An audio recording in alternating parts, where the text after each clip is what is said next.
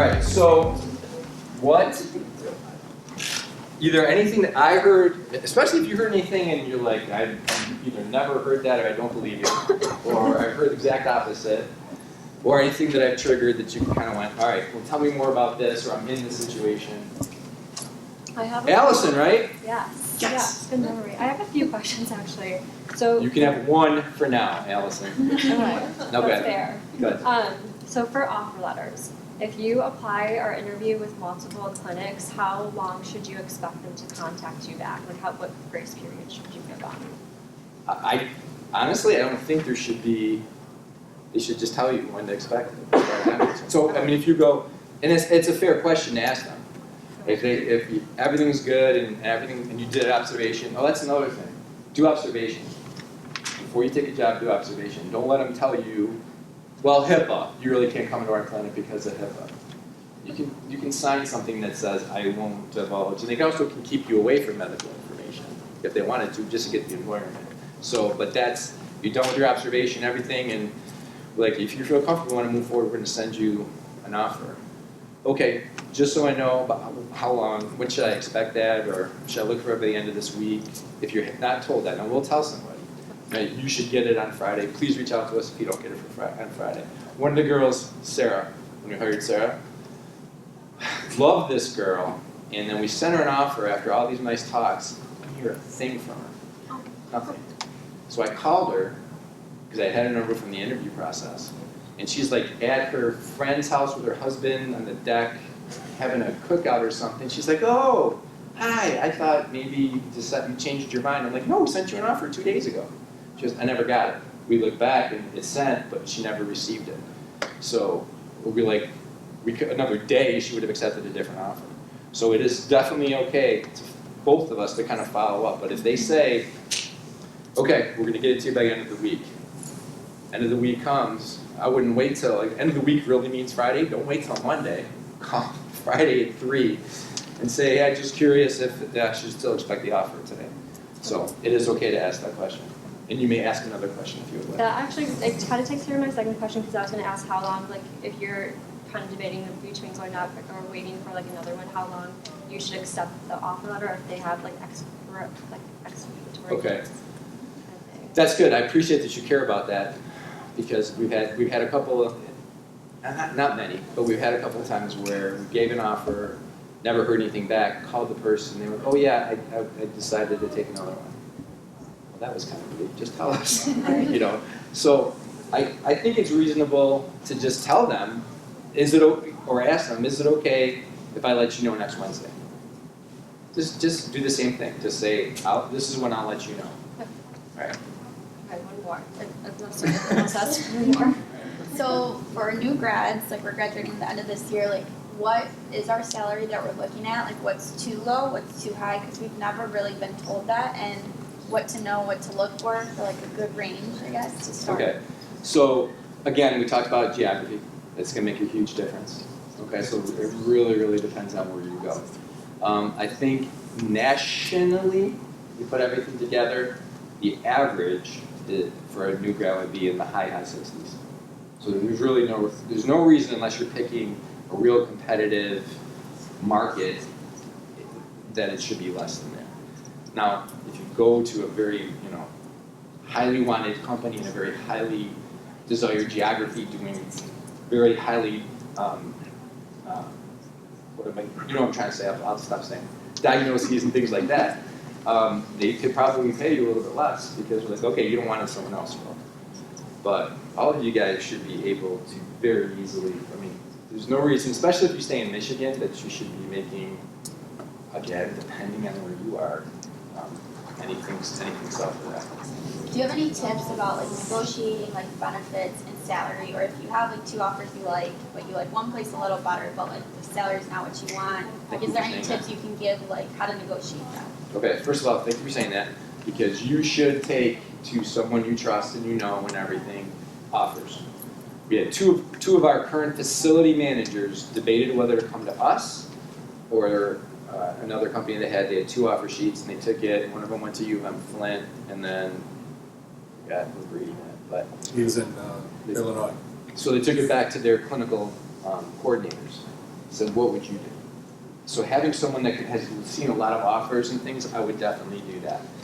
One thing I would tell you is, if you're really having trouble, first of all, be honest, and you can just, you could tell me, look at Kevin, it's a pretty good salary. I like the bonus. This company is offering these benefits. Is there any way, or is there something else in exchange for that? Or your benefits, which they are really, really good. I'd like a little bit more money to start off with. Is it possible to come up? And I wouldn't necessarily give them a number. I need you to come up to 75 if you want me.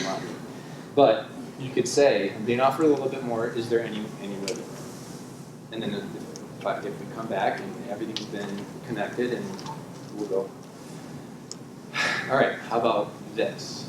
Now, only once, we had someone who did that, and we said, okay, how about this? And then they came back, and we're like, well, now the other place is offering me this, so will you enjoy the other place? You're going to come back at me and keep doing that? No, it's not going to happen.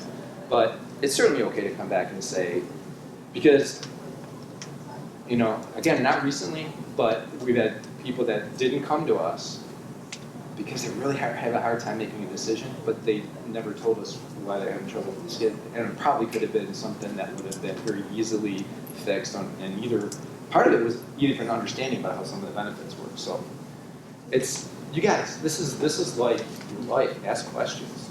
Don't be afraid that you're not supposed to ask questions. Yes, ma'am. So coming out of school, when you start applying to places, is there like a number of places that you should only apply to 3 places to get interviewed? Would you just say apply everywhere? Yeah. Well, again, apply that everywhere you feel you have a fit or you have a desire.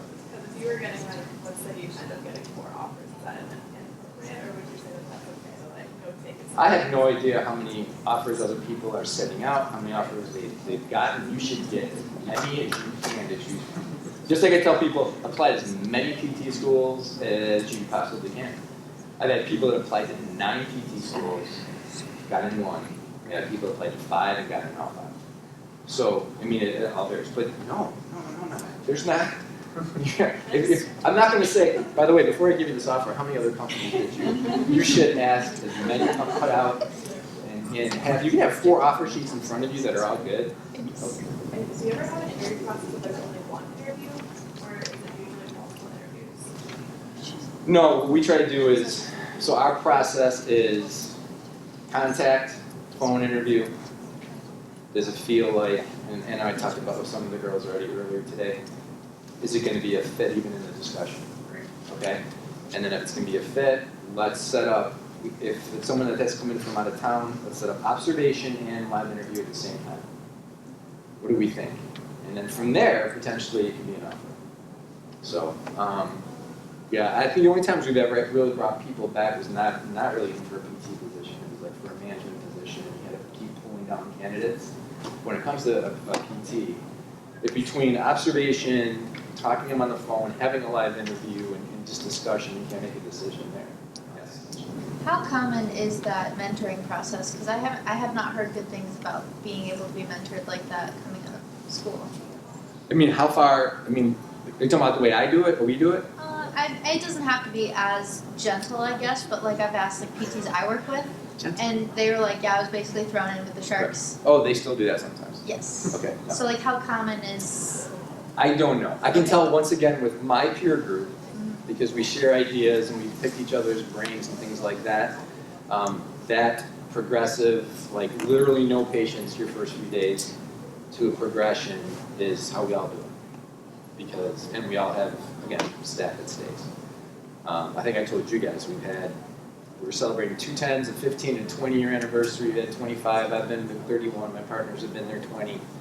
So we try to make sure that we're not whoa. I'll tell you, we did lose.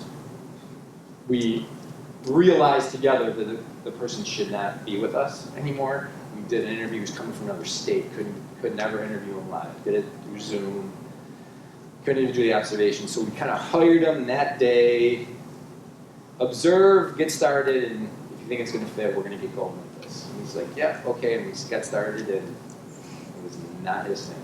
And he would have known that if he had been able to do the observation.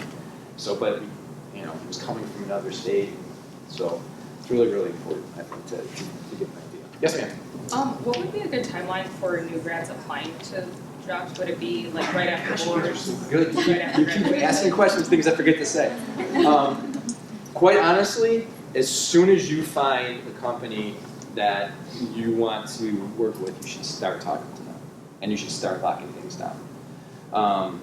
Some people want to have a job set before I even take my test. I just don't want to think about it, and I want to be able to have my test. Because we'll take people if they fail their test. We'll work with them and let them kind of help and all that stuff, right?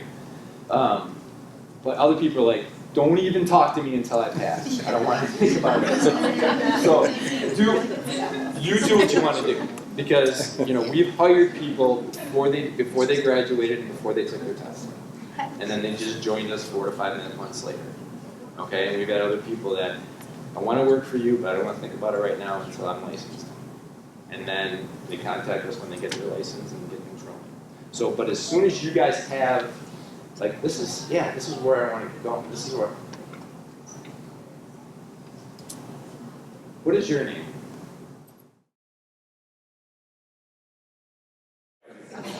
Summary is, when you feel you have a fit and you're getting close to graduation, do what you want to do. You want to get connected, get set, know it's there, and then you just focus on your test. Some people have actually come to work for us, kind of like a glorified assistant role, while they were studying for their test. Others were like, I want to join you, but I'm not doing anything, so like I said, that was pass the test. So, sorry, Samantha, am I over? Oh, no, you're fine. Okay. Let's give them a round of